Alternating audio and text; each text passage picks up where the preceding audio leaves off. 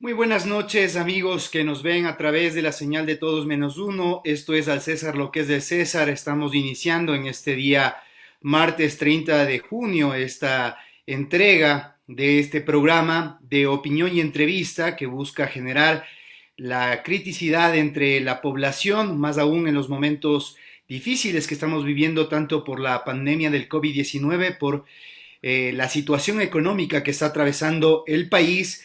Y debemos decir que dentro de esta coyuntura iniciamos esta semana con noticias importantes al respecto del cambio de algunas circunstancias en el marco del semáforo amarillo. La ministra de Gobierno, María Paula Romo, ha anunciado algunas alteraciones en lo que se refiere a este semáforo que estaba vigente principalmente acá en la capital de todos los ecuatorianos, con algunas excepciones. Comienzan a aperturarse la posibilidad de establecer reuniones de hasta 25 personas, siempre recordando que en Quito no cuenta esta circunstancia por la creciente situación que estamos viviendo en los últimos días, más de 800 casos diarios, lo que pues obliga y convoca a toda la ciudadanía a mantenerse alerta y principalmente a sostener las medidas de bioseguridad correspondientes a pesar de la flexibilización que se está dando en este momento de estas medidas restrictivas. También en el orden político y judicial, hoy se desarrolla hasta el momento una importante audiencia de impugnaciones en la Corte Nacional de Justicia en lo que tiene que ver con el caso Sobornos, en donde pues se está juzgando al el expresidente de la República, Rafael Correa, y 19 personas más que se encuentran vinculadas en este proceso, con la novedad de que uno de los defensores de los acusados resultó con COVID positivo. Sin embargo, pues la audiencia continúa hasta el momento. Se espera la intervención de la Fiscalía General del Estado y la Procuraduría. Tendremos noticias más actualizadas a lo largo de esta semana al respecto de cómo avanza este importante caso que marcaría el destino incluso electoral de la posibilidad de que el exmandatario Rafael Correa pudiese candidatizarse para las próximas elecciones generales. Bien, en el marco del COVID-19 que está afectando a la ciudadanía, existe otra pandemia que es quizás mucho más fuerte que el COVID-19 y no tan mediatizada, pero sí sus efectos se están viendo cada día con mayor intensidad en los niveles de desempleo, en la situación de desmedro en la cual se encuentra la educación en el Ecuador, en la feria prácticamente de sus recursos naturales y en la toma de decisiones apegadas al recetario neoliberal del Fondo Monetario Internacional. Hemos querido en esta entrega de A César lo que es de César dar un análisis a nivel interno, pero principalmente internacional de lo que constituye lo que estamos viviendo acá en el Ecuador. Y para ello queremos dar la bienvenida a nuestro invitado de esta noche, el ex canciller de la República, Guillem Long, quien ha tenido la gentileza de aportar en este espacio informativo alternativo. Le damos la bienvenida, ex canciller, gracias por compartir con nosotros en Al César lo que es del César. ¿Cómo se encuentra usted? Muchas gracias por la invitación. En primer lugar, un saludo a la audiencia, al Ecuador entero. Estoy fuera del país, así que extraño mucho al Ecuador. Estamos bien, estoy bien, la familia está bien. Son momentos difíciles, por supuesto, para todos, pero no nos vamos a quejar. Estamos bien, muchas gracias. Perfecto. Empezamos, ex canciller, con un análisis que amerita su experiencia, su trascendencia a través de su participación en la Cancillería del Ecuador. ¿Cómo ve el mundo al Ecuador una vez que ya hemos pasado más de 80 días desde que inició la emergencia del COVID-19? Hemos visto titulares en varias cadenas internacionales que han dado una crónica negativa de cómo el Ecuador ha enfrentado esta pandemia. ¿Usted piensa que las medidas, tanto en el aspecto de la salud como en el aspecto económico, han sido las más acertadas para poder evaluar esta política gubernamental de cara al COVID-19? Bueno, evidentemente en la prensa global la respuesta ecuatoriana a la pandemia ha sido, yo creo que cubierta, discutida como uno de los ejemplos de cuando le va mal a un país y yo diría incluso de lo que no hay que hacer. Entonces, en general, la cobertura de los grandes medios, estoy aquí en los Estados Unidos, los medios hablan rara vez de Ecuador, no es un país que se lo menciona lastimosamente hoy en día mucho, no era el caso hace algunos años, realmente era parte de un debate mundial, de una discusión mundial y se lo tomaba en cuenta, a veces criticando el Ecuador, pero se lo tomaba en cuenta. Hoy en día el Ecuador no se lo toma mucho en cuenta, hay que decir la verdad, pero la crisis del COVID-19 ha vuelto a poner al Ecuador, digamos, en la noticia y lastimosamente el hecho noticioso ha sido que el Ecuador es uno de los epicentros donde más daños, donde más sufrimiento, donde más víctimas ha causado esta pandemia. Hace un día, 24 horas apenas, el Financial Times, que nunca, o sea, que rara vez habla del Ecuador, decía que probablemente el Ecuador es el caso en el mundo. No si nos basamos en los registros oficiales, pero sí basándose en el incremento del promedio de muertes frente a años normales, ¿no? Este incremento adicional que reporta el registro civil de muertes en el Ecuador para el periodo de la pandemia, probablemente estemos hablando, según el Financial Times, del país que más muertes per cápita tiene como consecuencia de la pandemia. Es decir, ellos lo hacen por millón de habitantes, ¿no? El país con más muertes por cada millón de habitantes en el planeta. Estaríamos hablando del país más afectado en términos relativos, no en términos absolutos, pero sí en términos relativos, de acuerdo al tamaño de nuestra población, seríamos el más afectado del mundo. Y así, digamos, lo ha venido cubriendo la prensa, digamos, la prensa mainstream, como se le llama, ¿no? La prensa, la gran prensa, la BBC, la CNN, el New York Times, el Washington Post, el LA Times, aquí en Estados Unidos, en América Latina también, lo ha venido cubriendo así, desde marzo, desde finales de marzo, inicios de abril, y vimos que la reacción del gobierno era básicamente decir que era fake news, ¿no? Que era un complot correísta, que eran unos voceros correístas afuera que estaban... Bueno, creo que el tiempo lastimosamente, y es una tragedia, nos ha dado la razón.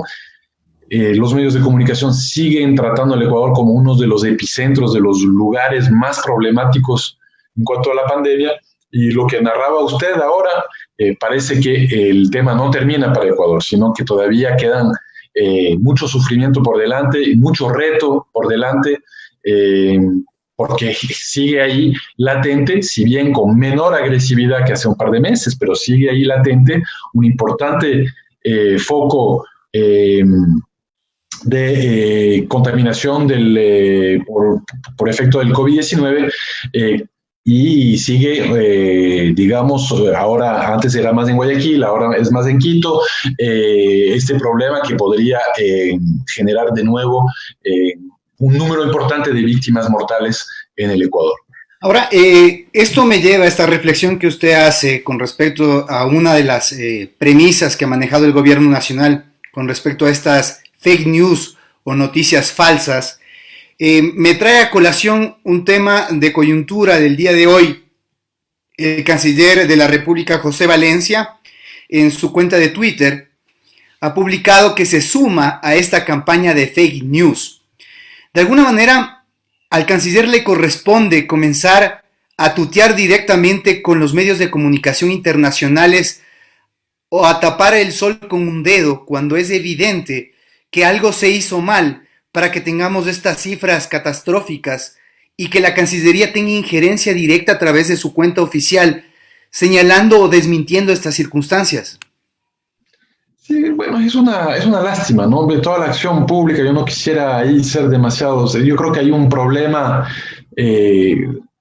una crisis tan aguda en el Ecuador que casi jugar ese papel de oposición que se frota las manos de las desgracias del gobierno a mí no me viene bien, pero también es difícil decir que han hecho una cosa bien, porque todo lo hacen sistemáticamente mal. O sea, es un gobierno lleno de actos incompetentes, de políticas públicas erradas, de voceros que se contradicen entre sí. Uno dice una cosa en la mañana, otro dice otra cosa en la tarde, el día siguiente es otra.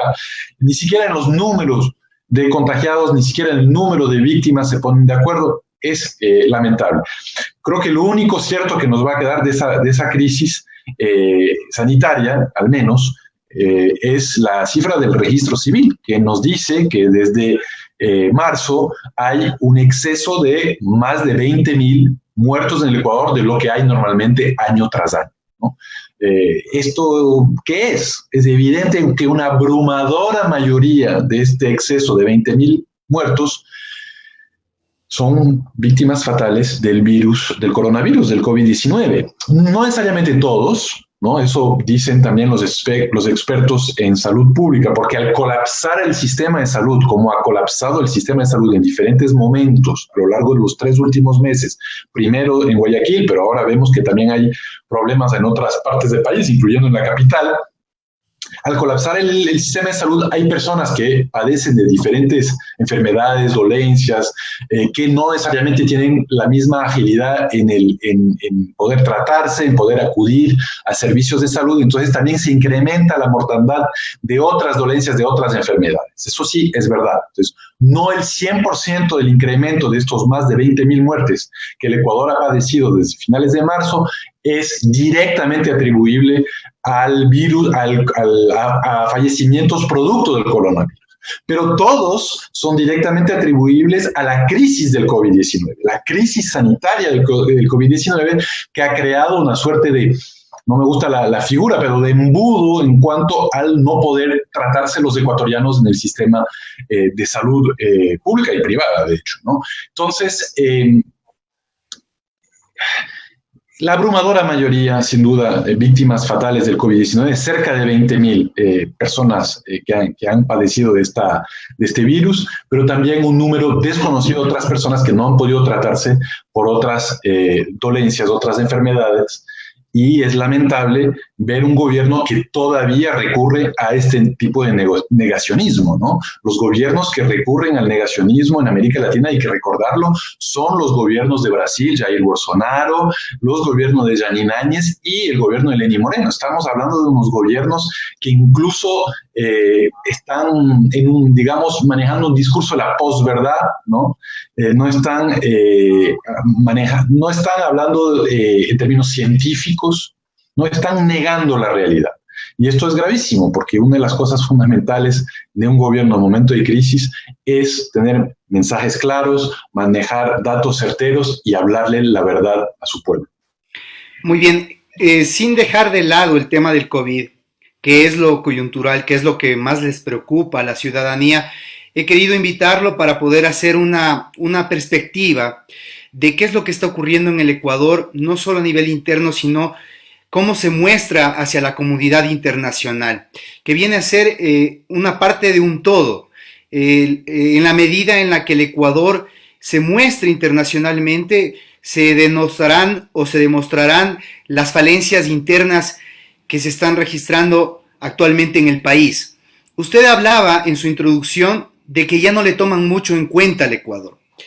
Y el Ecuador en un determinado momento llegó a ser un país que reivindicó su posición internacional, que mostró propuestas claras de integración y sobre todo de respeto a su identidad nacional, a su riqueza y a su política internacional, la cual fue pues obviamente abanderada por el expresidente de la República, Rafael Correa.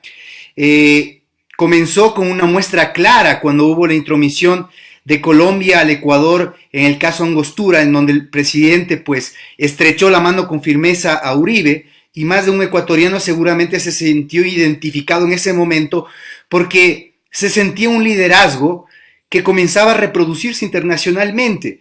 Yo mismo, como periodista de varios medios de comunicación nacionales, tuve la oportunidad de viajar internacionalmente a las cumbres presidenciales y sentir que al Ecuador ya se le comenzaba a respetar y que sus ideas se escuchaban. ¿Cómo estamos versus a esa época actualmente, en donde prácticamente nos hemos arrodillado a organismos internacionales y hemos sucumbido a un embate feroz del neoliberalismo que comienza a instaurarse nuevamente en nuestros países? Bueno, usted lo ha dicho muy bien, estamos creo que muy mal. Los temas que sobresalen, en primer lugar ya lo hablamos, pero en primer lugar en la prensa mundial ya lo vimos, el tema más importante sin duda el tema de la crisis sanitaria y lo mal que hemos manejado el tema en Ecuador. El otro tema que se habla mucho en los medios, en menor medida porque ya es una prensa más especializada, pero es el tema de la persecución política y del creciente autoritarismo. O sea, creo que hubo bastante silencio incluso en los medios internacionales, pero la gran crisis de octubre del 2019, sin duda, hubo cobertura, se vio imágenes que yo creo que sorprendieron al mundo de la represión y digamos, de la envergadura también de la protesta, del malestar de los ecuatorianos en definitiva con el gobierno. Y desde ahí hemos visto, digamos, más artículos de prensa sobre la persecución fundamentalmente a Rafael Correa, a sus ex colaboradores, al Movimiento de la Revolución Ciudadana y al juicio que claramente tiene, o sea, todo el mundo de derecha o de izquierda, no se dan cuenta que esto es un intento para que Correa no pueda estar en ningún tipo de papeleta y por ende no pueda jugar un rol electoral y mejorar las posibilidades de su movimiento político. Y el tema, por supuesto, de la persecución al partido, al movimiento, el compromiso social para que el partido que probablemente llegaría en primer lugar en las legislativas, probablemente las encuestas algo así nos dicen, y seguramente estaría al menos en una segunda vuelta presidencial, bueno, para que ese partido no pueda competir, ya lo hemos visto, ¿no? Los intentos que todo el mundo conoce del Contralor y tal. Entonces, eso está digamos, claro, no todo el mundo conoce ese tema porque ya estamos entrando a un público más especializado, pero en América Latina sí se habla de eso en los medios latinoamericanos y fuera también vemos que Ecuador, digamos, el creciente autoritarismo neoliberal de Lenín Moreno está también presente en los medios. Y fuera de eso, nada, porque el Ecuador se ha retirado, como usted bien ha dicho, de todas las iniciativas, de toda, digamos, yo diría...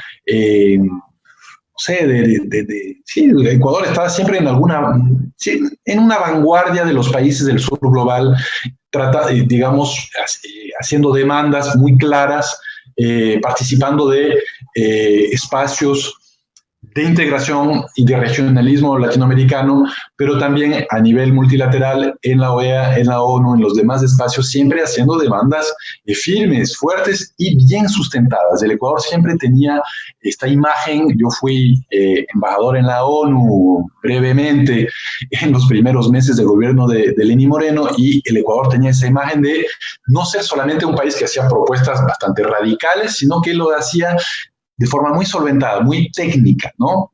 Había ahí, digamos, un bagaje académico que lo lideraba el propio Correa, un académico, y hablábamos en términos no solamente de eslóganes, no solamente de grandes de discursos rimbombantes, sino con temas técnicos. Entonces, por ejemplo, estábamos al frente de la iniciativa para tener un tratado vinculante sobre empresas transnacionales y derechos humanos. El Ecuador presidía, yo mismo fui presidente del grupo de trabajo por primera vez en su historia, ¿no? Presidíamos un grupo de trabajo en las Naciones Unidas para tener un nuevo tratado, insisto, sobre empresas transnacionales para que esas respeten los derechos humanos.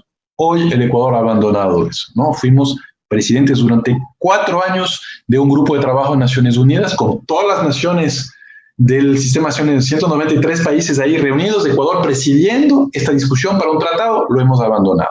El tema de los paraísos fiscales también lo hemos abandonado. No solamente lo hemos abandonado, sino que ahora la política del gobierno de Lenín Moreno es más bien dejar que salgan los capitales, reducir el impuesto sobre la salida, todas las medidas para impedir el flujo de capitales, y ahora hablan incluso de reforma. El discurso del 24 de mayo de Lenín Moreno fue reformar el Código Monetario Financiero para mayor liberalización de capital y un poco enterrar aquella consulta popular que buscaba impedir que los funcionarios públicos tengan capitales de afuera. Perdón que me alargue en la respuesta, pero en general, en todo el sistema internacional, en todo el sistema mundial, el Ecuador a la presidencia de la UNASUR, a la presidencia de la CELAC, incluso por sus adversarios, era respetado, porque cuando decíamos algo, lo decíamos y lo decíamos con solvencia, con seriedad, con rigor. Hoy eso, Ecuador no existe. El Ecuador va donde el presidente Trump busca ser el mejor amigo de Trump, pero Trump tampoco es que nos para mucha bola. Entonces es como el típico servilismo, el típico entreguismo que a la final no sirve, porque si algo hemos aprendido es que hasta para ser amigo de la gran potencia hay un poco que exigir cosas, hay que ser fuertes en las demandas. El que se entrega así sin pedir nada a cambio, pues simplemente no le dan nada a cambio. Entonces, incluso desde una perspectiva, si se quiere, de derecha o neoliberal, hay que tener un mínimo de firmeza para sacar provecho de una relación diplomática y para no ser ahí totalmente, digamos, manipulado y manipulable. Dos temas en eso, Guillem, que me parece que concuerdan con la descripción que tú estás haciendo de casos que demuestran esta actitud de entreguismo del Ecuador. La entrega, el pago anticipado de $1.000 millones en bonos del Estado, esto demuestra cálculo político del ministro de Finanzas y, por otra parte, esa posición de entreguismo cuando vemos ejemplos y referentes como el de Argentina, en donde se pusieron bien los pantalones y dijeron, bueno, nos sentamos a poder tener una negociación que beneficie al pueblo al cual yo represento antes de a los organismos multilaterales que claramente pueden, pues, esperar esta situación. Creo que es una mezcla de factores. Sin duda hay que hacer economía política, ¿no? Mapear un poco quiénes son los deudores, debe haber amigos, debe haber la misma gente que toma las decisiones sobre si se paga o no la deuda, lo sabemos porque hay una larga historia de eso, suelen ser los que se pagan a sí mismos o si no es a sí mismos, a sus cercanos, ¿no? O sea, porque hay tanto tenedor de deuda en el exterior, de nuestra deuda externa, que son ecuatorianos en realidad, ¿no? Hay mucho ecuatoriano que lucra, que especula con la deuda del país, ¿sabes? Es increíble, pero eso pasa mucho. Entonces ahí habría que hacer un gran mapeo. Hay muy poca transparencia en quiénes son los tenedores de bonos. Ha habido demandas nuestras, a ver, ¿quiénes son sus tenedores de bonos?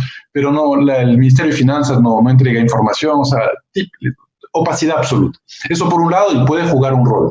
Pero la otra cosa es que también son, o sea, gente como el ministro Martínez y gente a su alrededor, también son unos convencidos, no son unos ideólogos, o sea, se creen realmente el neoliberalismo. Son mucho más neoliberales que los neoliberales del norte, que son más pragmáticos. O sea, la típica más papista que el Papa, ¿no? Es nuestras élites criollas tratando de hacer buena letra con unos neoliberales que son mucho más pragmáticos. La administración Trump probablemente lleva ahorita un déficit fiscal del 18%, ¿no? Un déficit fiscal del 18%. No estoy diciendo que sea bueno o malo, además hay que ver qué se hace con ese déficit fiscal. Si se hace salvatajes para los amigos tampoco es bueno, pero nosotros cuando llegaron al gobierno con el 5% de déficit fiscal era un escándalo, llamaron al FMI, había que hacer un ajuste neoliberal. O sea, es impresionante. La Unión Europea, que tiene un límite legal del 3% de déficit fiscal,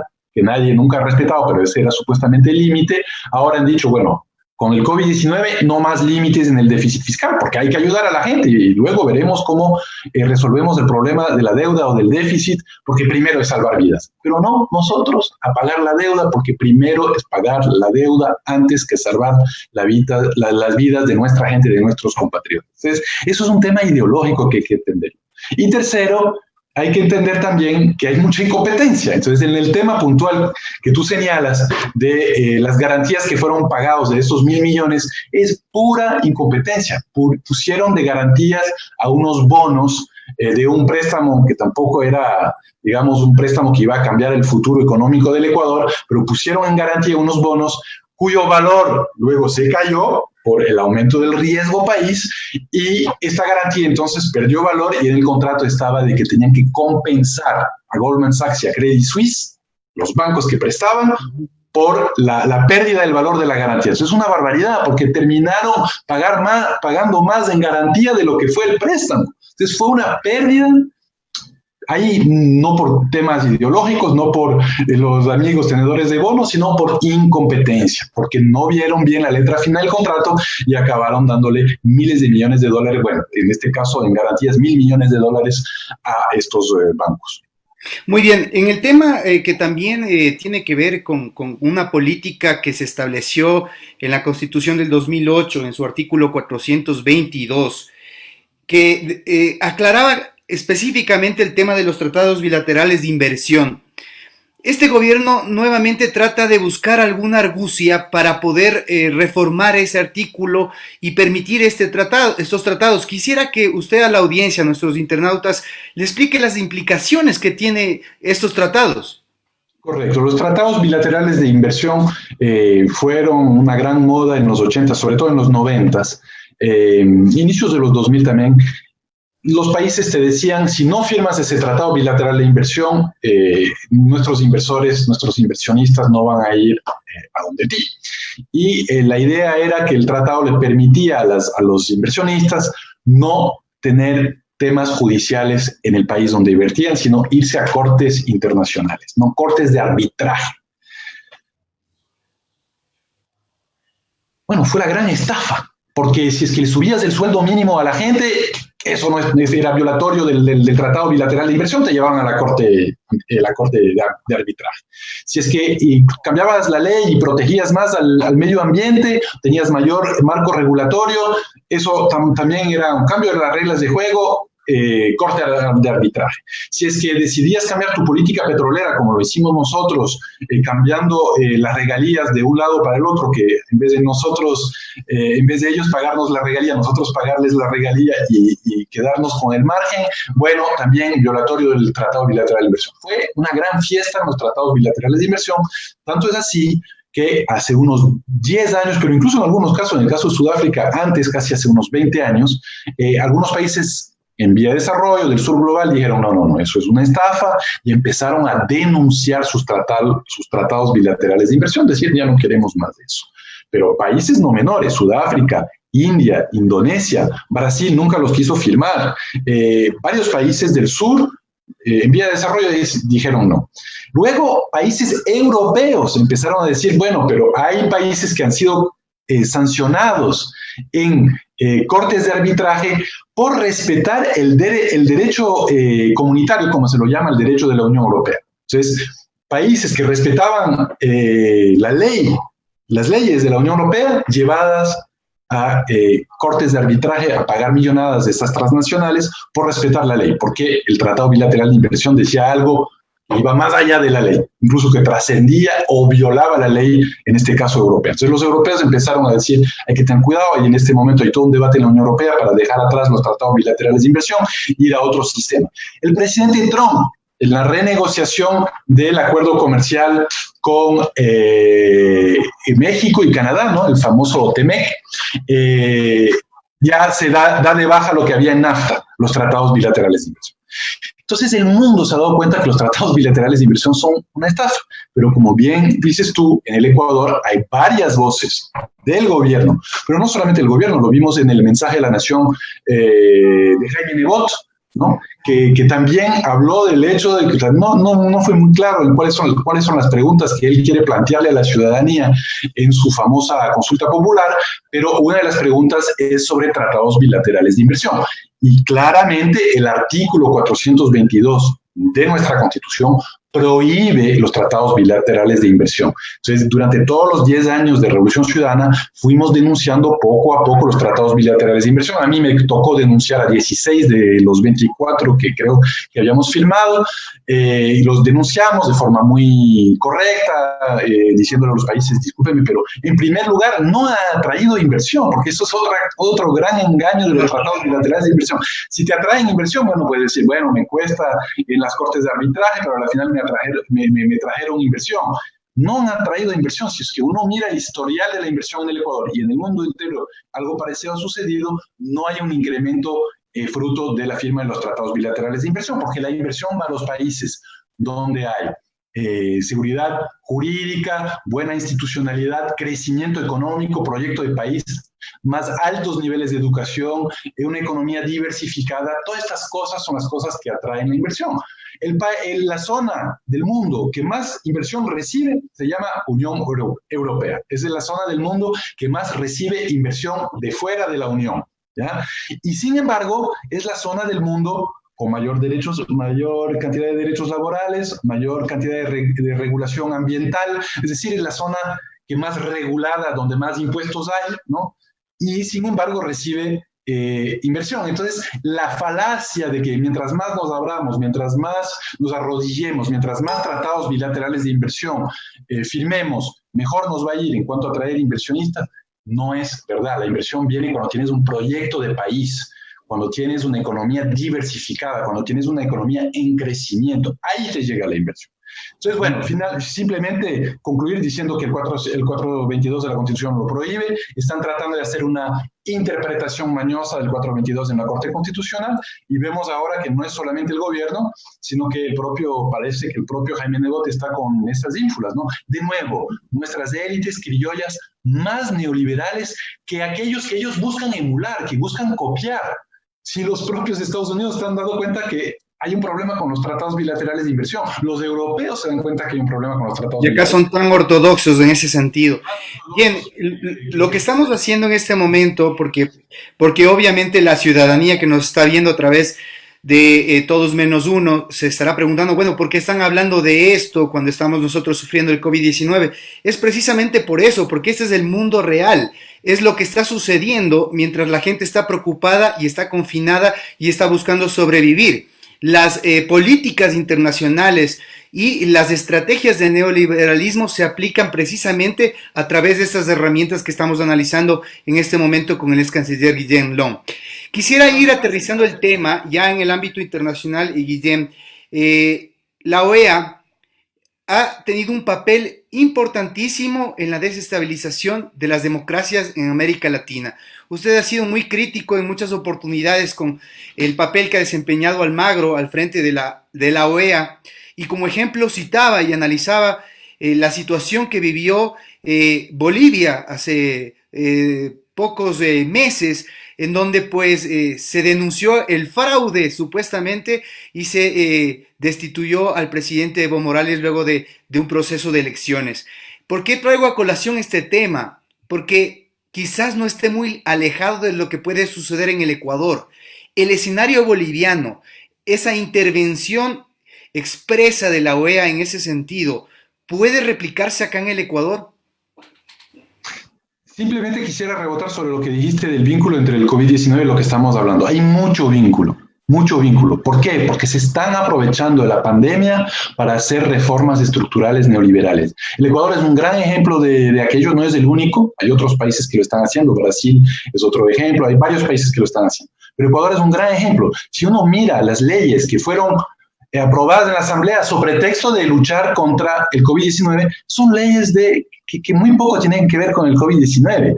O sea, la ley humanitaria establece cambios en el régimen laboral que no son de meses, son de años, ¿ya? Si es que fuera una medida paliativa para sobrevivir económicamente al COVID-19, sería una cosa que se pudiera revisar en 6 meses. No, son cosas para dejarlo como legado en el marco legal ecuatoriano. Por eso es que el COVID-19 tiene muchísimo que ver con eso, porque ha sido una cortina de humo para muchas cosas. Y ahora lo mismo podríamos decir con la ley de finanzas públicas, que en realidad es una ley para poner fin a la planificación y volver a una mirada ortodoxa de las finanzas públicas, y lo que anunció Moreno el 24 de mayo, también con miras supuestamente de vencer la pandemia, la reforma al Código Monetario Financiero y la reforma a la ley de empresas públicas, son los dos capítulos que le faltan a los grandes condicionamientos del FMI, y es con el pretexto del COVID-19. O sea, con el pretexto del COVID-19 nos tienen todos encerrados, desmovilizados políticamente, no estamos en las calles por obvias razones,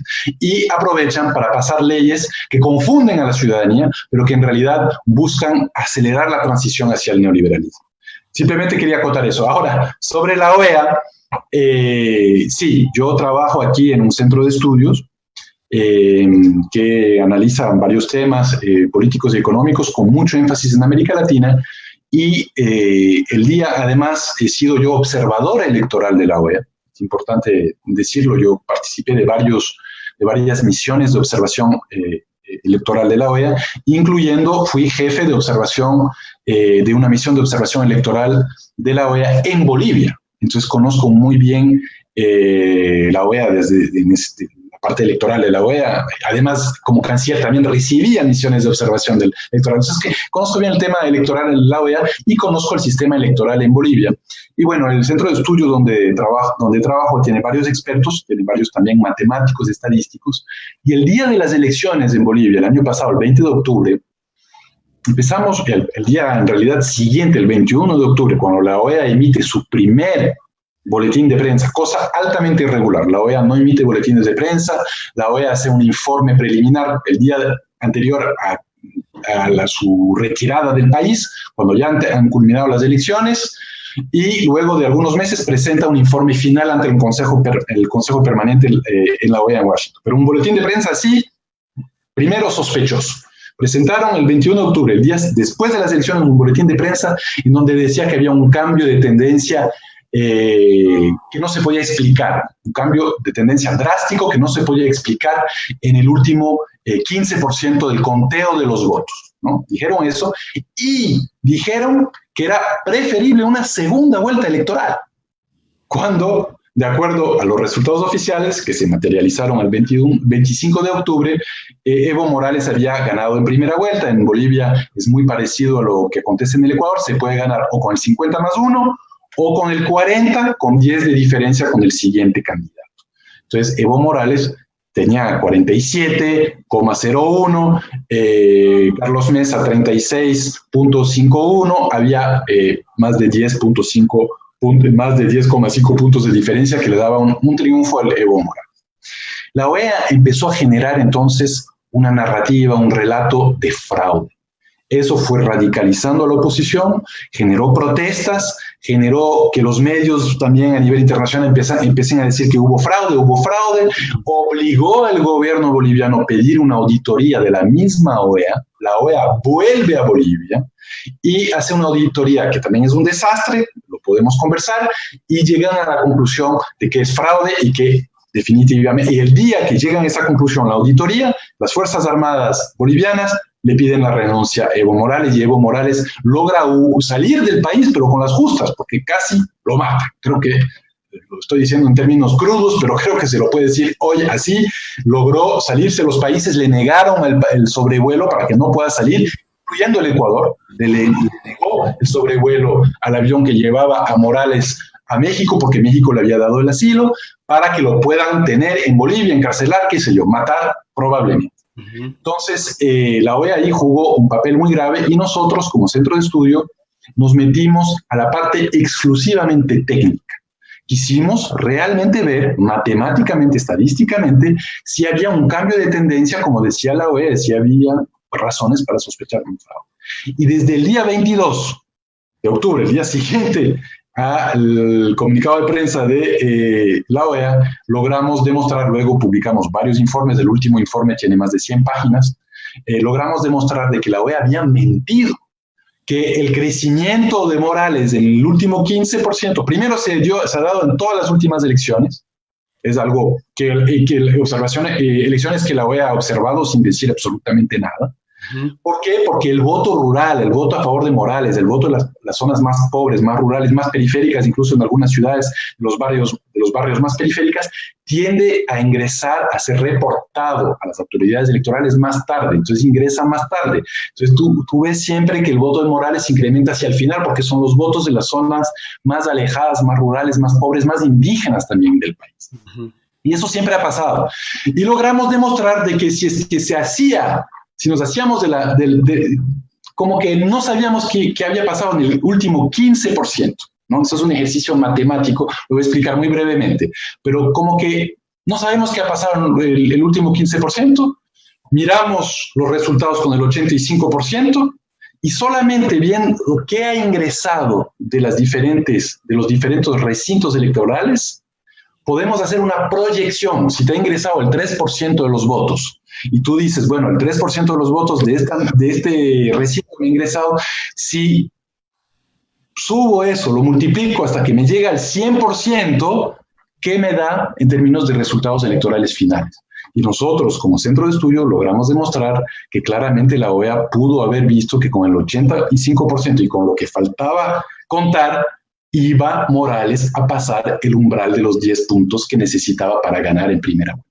Ellos tienen muchos estadísticos, yo conozco la OEA, gente, no es que sean unos improvisados, ellos tenían cómo predecir de que Morales iba a pasar los 10 puntos. Lo han ido negando. Al inicio nosotros fuimos el único centro de estudio que denunciaba eso, luego se interesaron varias universidades en Estados Unidos, el MIT se interesó, publicaron un informe muy parecido a nuestro, con los mismos hallazgos nuestros.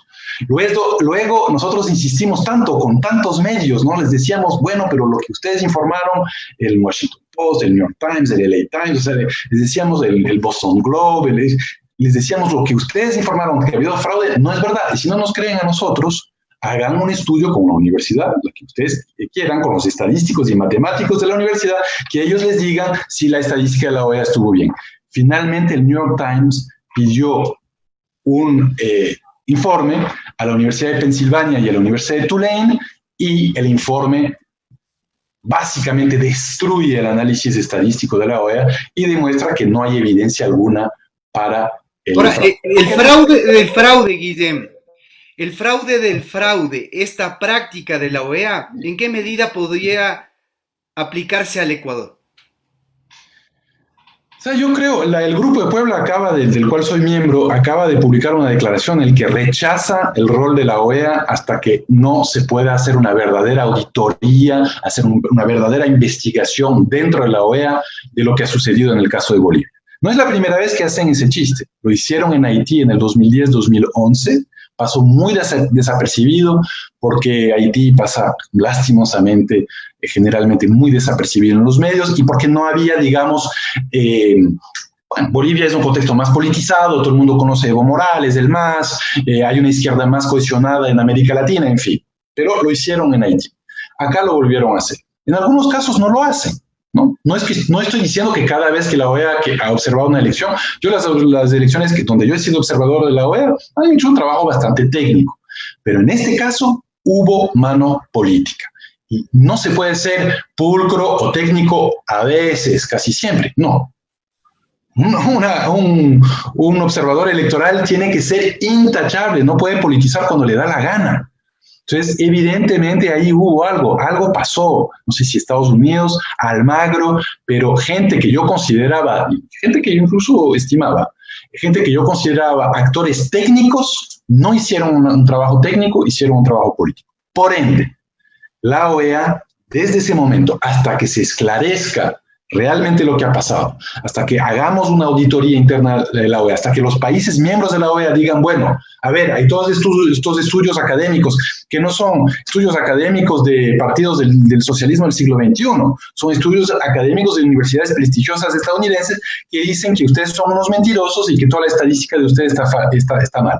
Hagamos el estudio, veamos quién ha dado la orden y quién metió mano ahí. Hasta que no se haga eso, el Grupo de Puebla acaba de hacer esta declaración que la OEA no se puede confiar en la OEA como un observador electoral imparcial. Y eso es válido para las elecciones en Bolivia ahora en septiembre, ¿no? Que el Janine Áñez está tratando de evitar como sea, pero que por ahora están programadas para septiembre, también es válido para las elecciones en febrero del 2021 en el Ecuador. Porque Ahora, hemos demostrado que la OEA es un actor político y no técnico. muy bien, no quiero ser o vaticinar esta situación, pero hay que tener mucha alerta porque probablemente, si es que la parte política que se está barajando en este momento en el Ecuador no cuaja para el gobierno, probablemente tengamos este escenario, así que hay que estar muy atentos a lo que suceda. Pero lo que está pasando ahora, y es el tema que creo más coyuntural y quisiera tu opinión al respecto, es el tema de esta intromisión del Contralor Multiusos para poder generar esta prácticamente orden a una función independiente del Estado como es la función electoral, de que elimine del registro electoral a estas 4 agrupaciones políticas, movimientos políticos, entre ellos Fuerza Compromiso Social, de la cual pues participaron varios candidatos de la Revolución Ciudadana. ¿Cómo estás viendo tú ese tema, el cual pues debe ser seguido por la ciudadanía de cerca?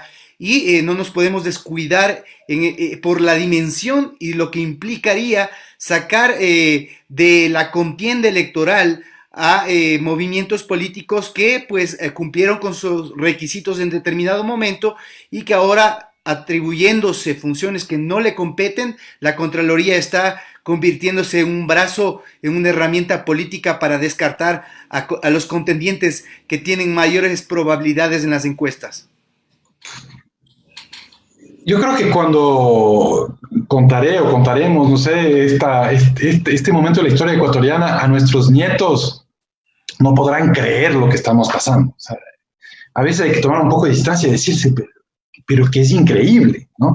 Este señor Contralor, que además ni siquiera es nombrado legalmente, es hasta ahora subrogante, que desde el inicio persiguió de una forma absolutamente descarnada a cualquier vestigio de progresismo, en alianza perversa e incestuosa con el Ejecutivo, ahora una intromisión tan descarada en la función electoral y tratando de forma tan descarada de bloquear el partido, probablemente el que tenga la mayor votación, al menos en primera vuelta y seguramente en las elecciones por la Asamblea. O sea, es tan evidente lo que está sucediendo que me parece increíble, ¿no? Y creo que toda esta historia en torno al intento de bloquear que el movimiento, porque de eso se trata, que el movimiento de la Revolución Ciudadana tenga una expresión institucionalizada y pueda presentarse a elecciones en igualdad de condiciones, de forma democrática, como lo exige, digamos, las reglas elementales de cualquier juego democrático. Creo que toda esa historia demuestra claramente la naturaleza del bicho que enfrentamos, ¿no?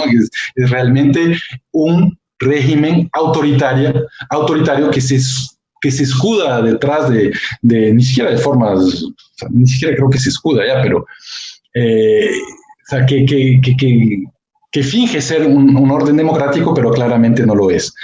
Recordemos todos los pasos que se han dado para que a nosotros nos quiten nuestro movimiento político. Yo he sido militante de Alianza País, ¿no? Nos quitaron a través de una decisión judicial, además totalmente amañada, a finales del año 2017, nuestro movimiento político, que fue creado por Rafael Correa en el 2007. No se puede decir que es una familia política peleada contra otra familia, o sea, que no es una facción política peleada contra otra facción política dentro de Alianza País. No fue así, ¿no? O sea, claramente cuando nos expulsaron del partido, expulsaron no solamente a Rafael Correa y a los dirigentes de Alianza País, sino a toda la militancia, porque toda la militancia se fue con Rafael Correa, obviamente. A Lenín Moreno nunca le interesó quedarse con Alianza País, él no tenía, o sea, se quedó obviamente en el papel con el movimiento, pero es un cascarón vacío, ya no tiene militancia esto. Lo vimos en las últimas elecciones, de hecho, seccionales del año 2019, y el único vestigio de Alianza País en este momento es un puñado de asambleístas que decidieron alinearse con Moreno, que todavía responden a ese membrete de Alianza País, pero que seguramente en las próximas elecciones ya no haya ese membrete de Alianza País, porque ¿quién va a votar por un traidor, no?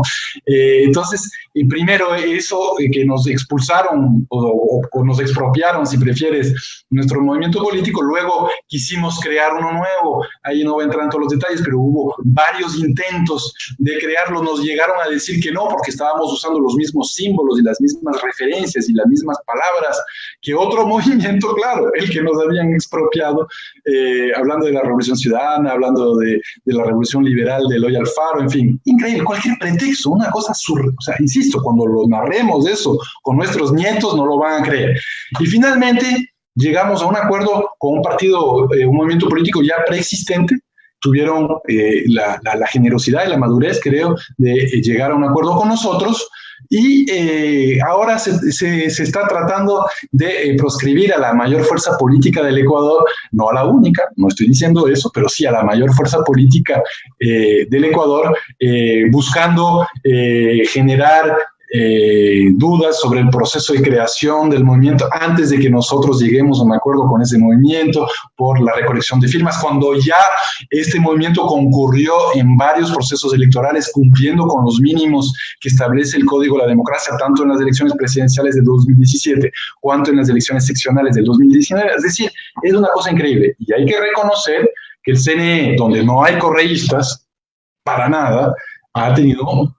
yo reconozco ahí el rol de la presidenta del CNE, ¿no? Diana Tamay, que ha jugado un rol, bueno, apegado a la institucionalidad y de no dejarse manosear por este señor tan oscuro que es el contralor subrogante. Y ahora el rol del Tribunal Contencioso Electoral, que también es un rol importante.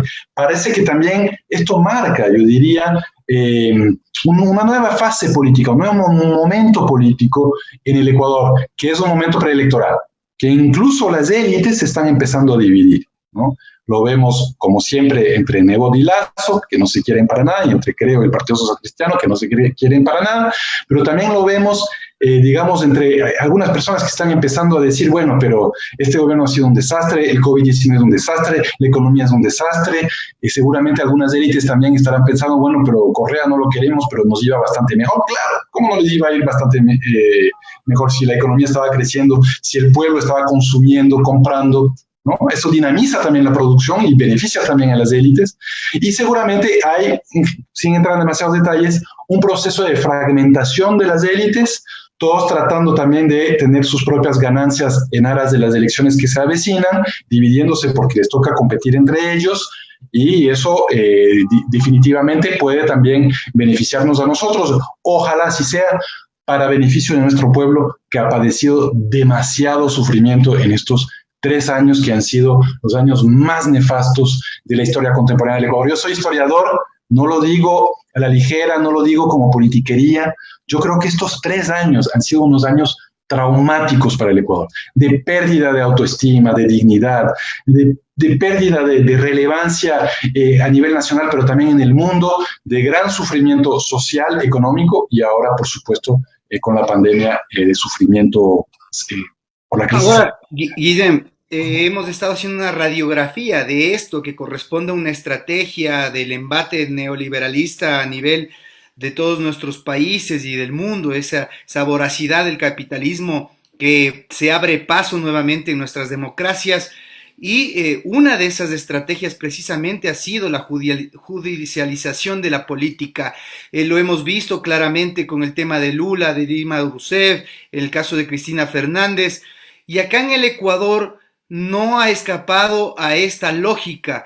Se está judicializando la política y lo vemos claramente expresada en el caso Sobornos. Quisiera tu comentario al respecto de esto, que justamente yo iniciaba el programa señalando que sin importar inclusive la seguridad de quienes están interviniendo en este caso, los abogados, algunos ya han resultado con positivo en COVID, se está desarrollando a una velocidad inusual esta audiencia para poder generar el impedimento precisamente en contra de Rafael Correa para que no pueda participar. Este caso jalado de los pelos es la representación de la judicialización de la política.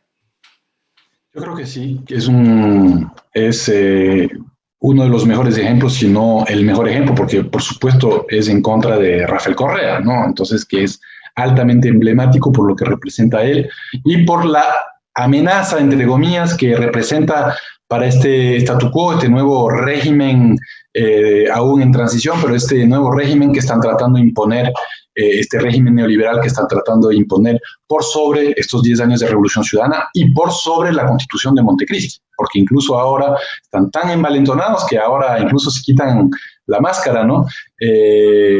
Personas diciendo, bueno, en realidad nuestro último fin es cambiar incluso de orden constitucional, ¿no? Hay personas que están llamando abiertamente al cambio de constitución. Entonces, por supuesto, Rafael Correa representa una amenaza. Si él se puede candidatizar, ojalá como vicepresidente, porque ya le imposibilitaron que se postule como presidente, pero ojalá como vicepresidente, pero también podría ser como en cualquier otro cargo de elección popular, a la asamblea, por ejemplo, obviamente en cualquier lugar que esté haciendo campaña y estando presente en la papeleta, beneficia a nuestro movimiento, suma votos, y eso es su terror. Entonces están en una carrera contra el tiempo, tratando de tener una sentencia en firme, es decir, agotar todas las instancias de apelación de este caso bochornoso, de este caso bochornos, como lo llamamos nosotros, para poder quitarle sus derechos políticos, ¿no? 25 años está en la sentencia inicial, y impedir que sea candidato. Esto es, o sea, acaba de salir un artículo en inglés, la página editorial de Al Jazeera, que narra eso, un académico que está en una universidad en Estados Unidos, que ha sido, ni siquiera lo conocía, pero ha sido un observador de Ecuador, y narra, pero perfectamente, todos los pasos que se han dado para poder impedir una candidatura de Correa en las elecciones que se avecinan. Y están dispuestos, por supuesto, a tomar todos los riesgos, a acelerar, a apurar, a quemar las etapas y, por supuesto, como lo acabas de decir, a tener a los abogados, a todo el sistema en situación de riesgo y a los abogados. Llevan los respiradores a la corte. Increíble, increíble. Estos abogados de Rafael con COVID-19 y sin embargo el juicio avanza porque no hay COVID-19 que valga, lo importante es impedir que Correa esté en la papeleta. Esto es una manipulación de la independencia. Hablaban tantos que ahora están en el poder, hablaban de la independencia de los poderes. Esto es una manipulación terrible a la independencia de los poderes, en este caso al poder judicial. Seguramente habremos cometido errores durante estos 10 años de gobierno que creo cambiaron la historia del país, pero jamás ha habido estos niveles de autoritarismo, estos niveles de represión. Hay presos políticos ahora y los tuvimos mucho después de las protestas de octubre y hay una manipulación como nunca antes en la historia contemporánea del Ecuador del sistema judicial. Justamente refiriéndome a lo que tú estás mencionando en este momento de la independencia de poderes, el día de hoy también el canciller tuitea directamente en una carta diplomática en la cual rechaza y deplora las declaraciones de Pablo Iglesias, refiriéndose al caso Sobornos, diciendo que por primera vez en el Ecuador existe la independencia para que la fiscalía pueda hacer su trabajo, no como lo que sucedía en el gobierno anterior. A ese nivel se llega a que el canciller de la República tenga que entrar en estos dimes y diretes con la comunidad internacional que se refiere sobre este caso que es interno en el Ecuador. Están desesperados, ¿no? El comportamiento político de este gobierno es un comportamiento típico de la desesperación. Eso incluye, por supuesto, al canciller, porque a nivel internacional, o sea, si no fuera porque en este momento América Latina tiene varios gobiernos no de derecha, no de ultraderecha, ¿no? Para dar un ejemplo de que estamos en un contexto de ultraderecha, hay varios presidentes de derecha, sin duda alguna. Cardoso de Brasil, expresidente Cardoso de Brasil de derecha, Sanguinetti de Uruguay, presidente Santos de Colombia y otros, bueno, Ricardo Lagos, que es un socialdemócrata, que acaban de denunciar la intención del gobierno Trump de imponer a Claver Carone, ¿no? Un tipo de ultraderecha, a la cabeza del BID cuando hay un pacto de toda la vida, desde el nacimiento del Banco Interamericano de Desarrollo, de que a la cabeza del BID va un latinoamericano. Y nunca se ha violado este pacto. Bueno, Trump, como no le importan los pactos, le importa América Latina y maltrata y humilla, y los gobiernos latinoamericanos, muy pocos se ofuscan, ¿no? Sino que todos piden perdón. Bueno, Trump, como no le importa eso, impone Claver Carone. Y expresidentes de derecha dicen que es una barbaridad, pero no. Ecuador, con ahí el canciller Valencia, el mayor entreguista, el canciller probablemente el más grande entreguista de la historia contemporánea de nuestro país, porque hay que remontar ni siquiera al periodo de León Febres Cordero fue tan entreguista con los Estados Unidos. Y eso que fue bastante, pero yo no. Sí. O sea, yo tengo un doctorado en, en la historia de la política exterior del Ecuador, ¿no? Me dediqué, mi doctorado es estudiar la política exterior, sobre todo entre los 50 y los 80, que no fueron las horas necesariamente más gloriosas de la política exterior del Ecuador, pero no se me ocurre un gobierno que haya sido más entreguista que este gobierno, ni una cancillería que haya sido más entreguista que la Cancillería de Valencia. Así que es terrible, están desesperados, y lo que sí le puedo decir es que en Ecuador todavía hay diplomáticos que son patriotas, que creen en una política exterior soberana, digna, y le puedo asegurar que hay muchísimo malestar en la Cancillería, algunos vínculos todavía mantengo con diplomáticos ecuatorianos, y hay muchísimo malestar con esta Cancillería del entreguismo y con esta Cancillería, además, de las prácticas que sabemos de dar puestos a todos los amigos y la red, el círculo ahí, a la gallada de Lenín Moreno, ¿no?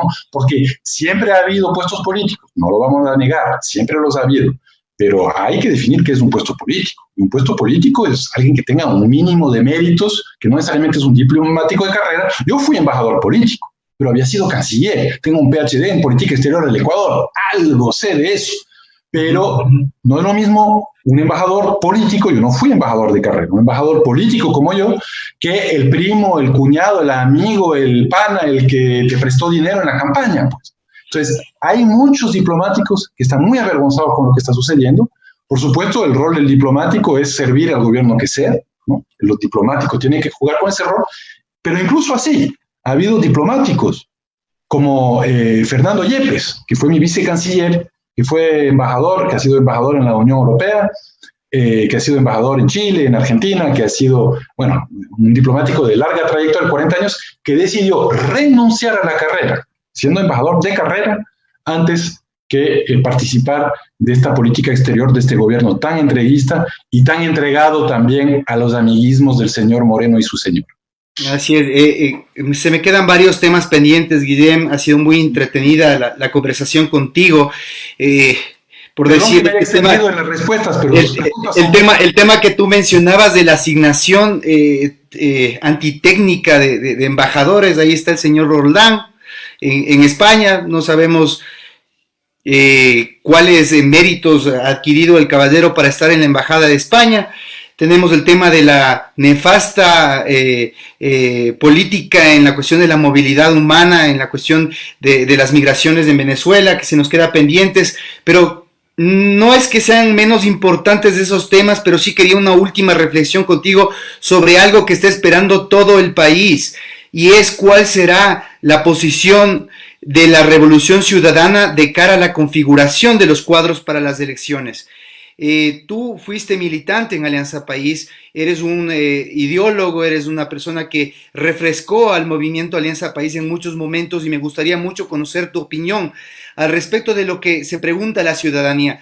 Si es que el expresidente Rafael Correa logra entrar por la vicepresidencia de la República, y muchos analistas políticos han dicho, se maneja un 25-30% de la intención de voto, y lo que se busca es sumar con alguien o un cuadro que pues sume para que pueda alcanzar esa segunda vuelta o quizás ganarle en una primera vuelta. Este candidato debería venir desde la matriz del proceso de la Revolución Ciudadana. Hay cuadros obviamente muy competentes que actualmente están inclusive en la Asamblea, pero aparentemente la lógica de la ciudadanía amerita una renovación en ese sentido. ¿Tú apostarías por esa renovación, por gente nueva que pueda sumarse a este proceso que ahora se maneja con lógicas diferentes, incluso como un acto de autocrítica hacia la configuración de Alianza País que terminamos viendo, pues se desmanteló prácticamente por esta acción del gobierno de Lenín Moreno?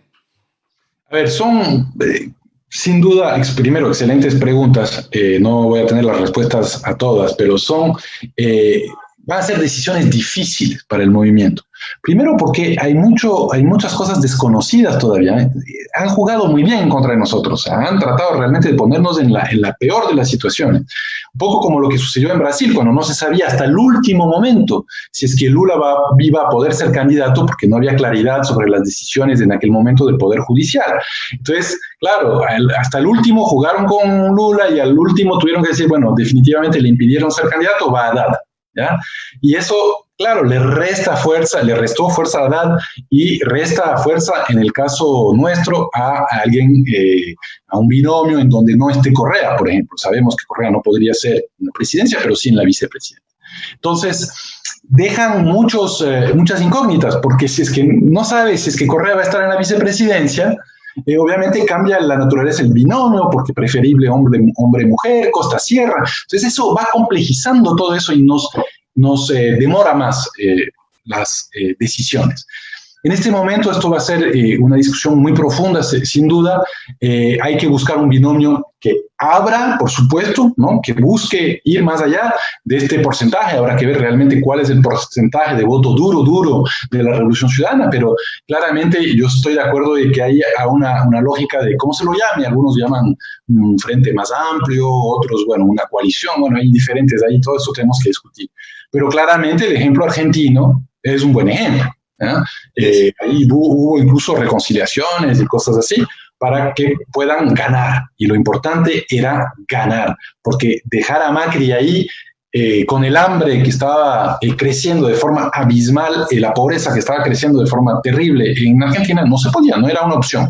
Entonces, tuvieron mucha madurez. También hay que decir que los argentinos vienen de una trayectoria política que no es necesariamente la nuestra. El peronismo es algo que tiene mucha cancha, mucha historia, mucha penetración territorial. O sea, sí tiene una estructura que nosotros, al menos no la perdieron su estructura. Nosotros nos robaron nuestra estructura. Entonces, tenemos otros retos, pero sí creo que grosso modo por ahí es. Ahora, eso no significa perdonar a cualquier traidor. No. Porque primero, cualquier traidor no necesariamente suma votos. Los argentinos buscaron alianzas con personas que sí les sumaban votos. Yo creo que la mayoría de los traidores, que algunos de los cuales están en la cárcel, no te suman votos porque claramente ellos mostraron ser lo peor de la política, ¿no?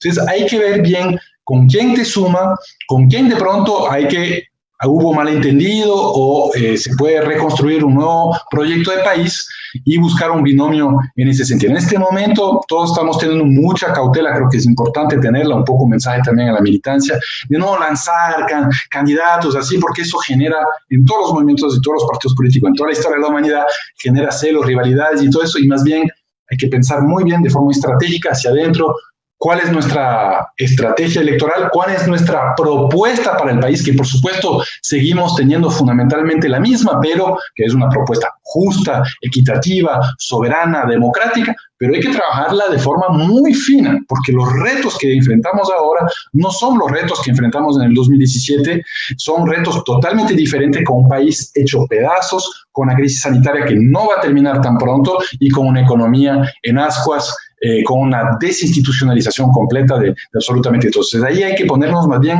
a trabajar la letra fina de un programa de gobierno. Estaremos sin duda trabajando eso, además de pensar en las candidaturas.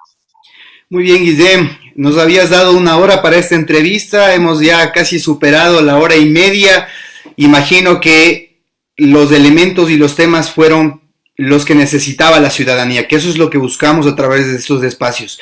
Lo había dicho y lo reitero a través de mis diferentes entregas, buscamos construir una comunicación que dé diferentes aristas a la verdad, a ese poder fáctico que está empotrado en los medios de comunicación tradicionales, que a veces no les brindan estas oportunidades. Te quiero agradecer mucho, Guillem, te deseo éxitos en la labor que estás realizando en Estados Unidos y ojalá que esto ayude a quitar la venda de los ojos a muchas personas que han tenido la gentileza de acompañarnos en esta noche. Muchas gracias, César, por esta amena entrevista muy agradable y un saludo muy sentido en estos momentos difíciles al Ecuador entero. Muchas gracias. Que tengas una buena noche. Muy bien, nos despedimos entonces del ex canciller de la República, Guillén Lom, quien nos ha acompañado en este análisis internacional y, por supuesto, de la coyuntura interna del país.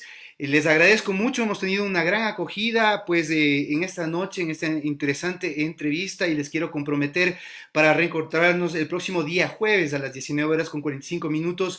Estaremos hablando con Vanessa Freire, presidenta del movimiento Fuerza Compromiso Social, para analizar el contenido de la denuncia presentada en el Tribunal Contencioso Electoral contra el Contralor Pablo Celi por esta solicitud al CNE de eliminar estos 4 movimientos políticos. Esperamos que haya sido de su interés esta entrevista y que sigan sumándose en Todos Menos Uno. Recuerden que quienes quieran publicitar sus emprendimientos lo pueden hacer a través de esta página y acompañar, por supuesto, la interesante programación que seguimos construyendo en beneficio de todos ustedes. Que tengan una excelente noche. Esto ha sido Al César lo que es de César. Nos vemos el próximo jueves. Thank